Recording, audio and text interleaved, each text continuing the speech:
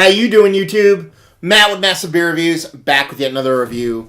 And, yeah, a little bit of oated pale ale action in the form of Night Shift Brewings Andy Oatley. Yeah, this is Night Shift. Done a couple of their reviews over the years. Went to the brewery, actually. First time, never been there before, a couple weeks ago. And they had their 5th anniversary. I was lucky enough that it was that weekend I was going up. They had their anniversary. Went and waited in line, got some beers, got this one, and another one of their beers. Actually, 2 more of their beers. And got to review these suckers. So, yeah, let's dive in and see what she's got. As far as what it says on this can, it says Andy Oatley. It's a pale ale brewed with oats, hopped with Simcoe, Citra, and Mosaic. Night Shift Brewing. Down here it says 5.4% alcohol by volume, and it was canned at 309. This is now 318. So, yeah, almost 2 weeks old. So there you go. Label-wise, it's cool. I like it. I've always liked Night Shift's logo, the whole, like, owl logo thing. I dig it. I like it.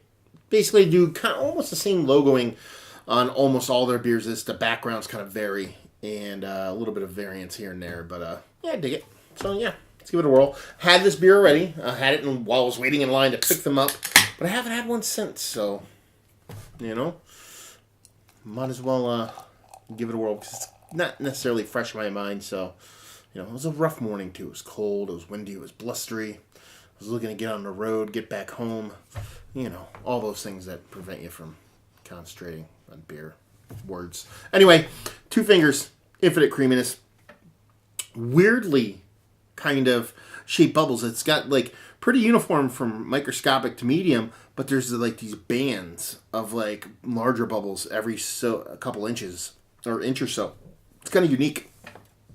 Don't remember ever seeing that before. And it's got a subtle golden haziness to it. It's opaque, very kind of cataract-y in opaqueness. You can kind of see the finger kind of run through there if you hold it up to some light. But it's got that little bit of haziness going on, baby. So, let's see if we can get a nose on her. Tea vibes. I'm getting a lot of herbaliness from here. Now you're talking about Simcoe, what is it? Simcoe, Mosaic, and Citra. I can get that from Citra every now and then, especially this year's batches. A little bit of peachy fruitiness, fuzzy peachy skinniness, I should say, more than fruitiness. A little bit of herbally keenness, and there is a kind of like weedy, oaty kind of vibe to it also. But yeah, it smells nice. Smells refreshing. Smells like it's going to have a really nice mouthfeel, as it should, being an oat-based beer. And yeah, it smells like something I want to drink in a nice blustery day, which today is. It's actually light outside. I'm doing a review a little bit earlier than I usually do them because I said, fuck it, I want to. So let's dive in. Cheers.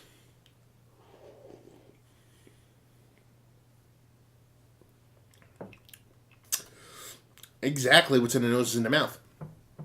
Sometimes most times it doesn't happen with a beer. And I kind of appreciate that.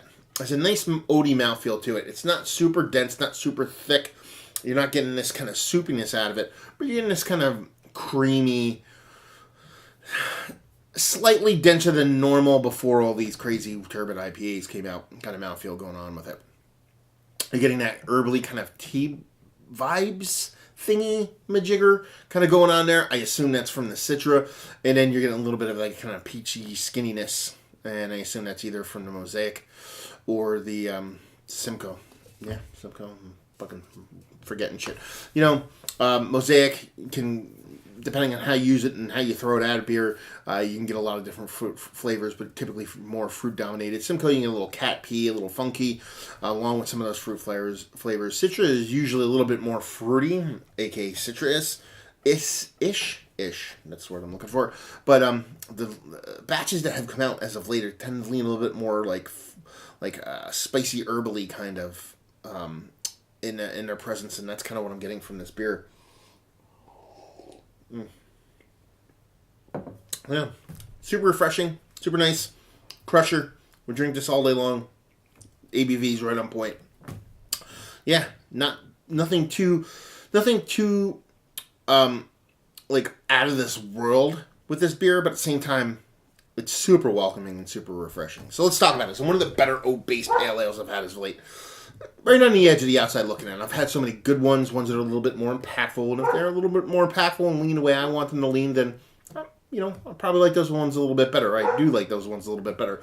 This one, while quite nice, like I said, is a little bit kind of muted across the board, and while refreshing and crushable, still doesn't bring enough personality to the table to kind of set it apart from some other ones that I liked a little bit better. Value and availability, I think it was brewery only, give or take $15 a four-pack. I actually bought them. I think I'd remember, but I don't remember shit. And just say if you like Oatley like this. If you like oat-based pale ales, if you like summer beers, if you like just crushable, well-made beers with a nice kind of feel to them, because that's definitely what this beer has in spades, and does not suck. So there you go, another review in the books. Hopefully you guys enjoyed the review. If you didn't, anywhere in between, please leave a comment in the comment section below, like, subscribe, and all that fun stuff. Facebook, Twitter, Instagram, Untapped, Massive Beers, and all four of those places if you want to check me out anywhere else. There you go. Hopefully you guys enjoyed the review. Hopefully enjoying a nice and oat-based pale ale right now, and hope to see you next time. Cheers.